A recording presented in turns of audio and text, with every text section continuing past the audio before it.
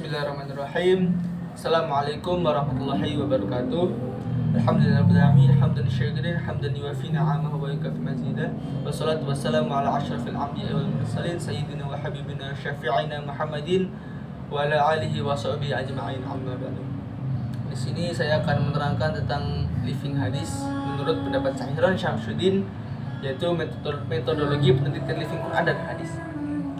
Hadis dan Al-Quran yang menyebar di kalangan umat Islam mengalami akulturasi dengan tradisi setempat di mana umat Muslim berada. Penelitian Theodor Friend tentang Islam di 5 negara yakni Indonesia, Pakistan, Saudi Arabia, Iran, dan Turki menunjukkan bahwa praktek ajaran Islam beragam dan berbeda-beda. Dalam konteks Indonesia, Islam masuk ke Nusantara dengan sangat mudah diterima oleh masyarakat karena Islam mengakomodir budaya dan tradisi masyarakat lokal. Akomodasi budaya tersebut menyebabkan wajah keislaman Nusantara yang variatif, unik, dan lokalistik. Hadis yang menyebar di kalangan umat Islam dan diaktualisasikan dalam konteks tradisi dan budaya lokal inilah yang disebut dengan living hadis. Istilah living hadis berbeda dengan living sunnah. Living sunnah diperkenalkan oleh Fazlur Rahman dimaknai sebagai teladan Nabi Muhammad SAW yang telah diaktualisasikan oleh sahabat dan tabi'in menjadi praktek keseharian mereka. Praktek ini muncul dari penafsiran yang bersifat individual terhadap teladan Nabi. Menurut Al-Fatih Suryadilaga, yang dimaksud dengan living hadis adalah berdasarkan atas adanya tradisi yang hidup dalam masyarakat kepada hadis. Penyandaran kepada hadis tersebut bisa saja dilakukan hanya terbatas daerah tertentu saja atau lebih luas cakupannya. Sementara Barbara di Metcalf menyatakan bahwa living hadis mempunyai makna ganda yang mencakup pemahaman terhadap hadis dan internalisasi tertulis atau teks yang didengar ke dalam kehidupan nyata. Living hadis menurutnya, living hadis mempunyai 3 pola kerja. Semua terjemahan atau ringkasan dari hadis mengkonstruk sebuah framework untuk melakukan kritik budaya yang otoritatif dalam perilaku kehidupan sehari-hari. Kemudian pendekatan. Yang pertama yaitu pendekatan sejarah.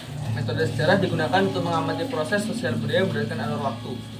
Metode ini digunakan untuk menguji otentisitas atau validitas sumber dokumen atau teks-teks hadis, baik dari segi sanad maupun matan hadis. Pendekatan sejarah sangat penting dalam memahami Al-Quran maupun hadis.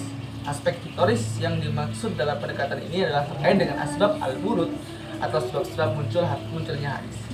Yang kedua yaitu pendekatan sosiologi dan antropologi. Pendekatan sosiologi mengkaji praktek-praktek keagamaan untuk membuktikan hubungannya dengan interaksi, struktur, ideologi, kelas, dan perbedaan kelompok yang dengan ini semua masyarakat bisa terbentuk.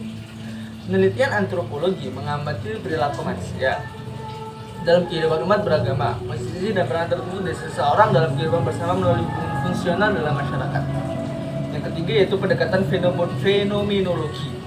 Agama sebagai fenomena kehidupan sebagai sistem sosial budaya, artinya mengkaji agama secara filosofis dan teologis, tetapi agama sebagai fenomena empiris yang mendasari setiap fakta religius. Dalam penelitian fenomenologi menggunakan metode penelitian partisipatif agar peneliti dapat memahami tindakan agama dari dalam.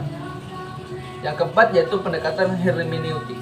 Pendekatan hermeneutika mengkaji tentang cara pembaca memahami teks yang dimaksud oleh pengarang karena adanya perbedaan waktu, tempat, dan konteks serta belakang sosial budaya yang berbeda antara pengarang dan pembaca yang memunculkan pluralitas pemahaman terhadap teks.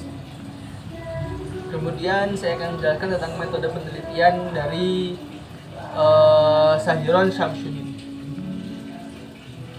Yang pertama yaitu observasi. Observasi adalah pengamatan, penglihatan. Secara khusus adalah mengamati dan mendengar dalam rangka memahami, mencari jawaban, mencari bukti terhadap fenomena sosial keagamaan.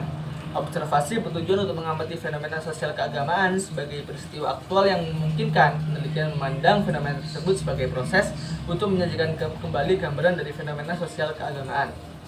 Yang kedua yaitu wawancara. Wawancara atau interview merupakan sebuah proses memperoleh keterangan untuk tujuan penelitian dengan cara tanya jawab sambil tatap muka antara pewawancara dengan responden atau orang-orang yang diwawancarai.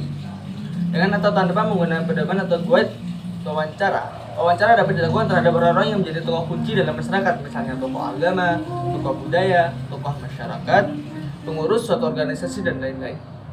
Yang ketiga yaitu dokumentasi. Dokumentasi yaitu metode pengumpulan data dalam penelitian untuk memperoleh data yang bentuknya catatan, transkrip, buku, surat kabar, majalah, dokumen, peraturan, agenda, dan lain sebagainya. Kemudian yaitu contoh penerapan dalam masyarakat. Contoh yang saya ambil dari penerapan dalam masyarakat yaitu tentang kebersihan desa, yaitu bersih desa. Di mana dari hadis riwayat Tirmizi yang berbunyi yang berbunyi Dini Abi Waqqas an abihi an Nabi sallallahu alaihi wasallam Innallaha thayyibu yuhibbut thayyiba, nadhifu yuhibbun nadhafah,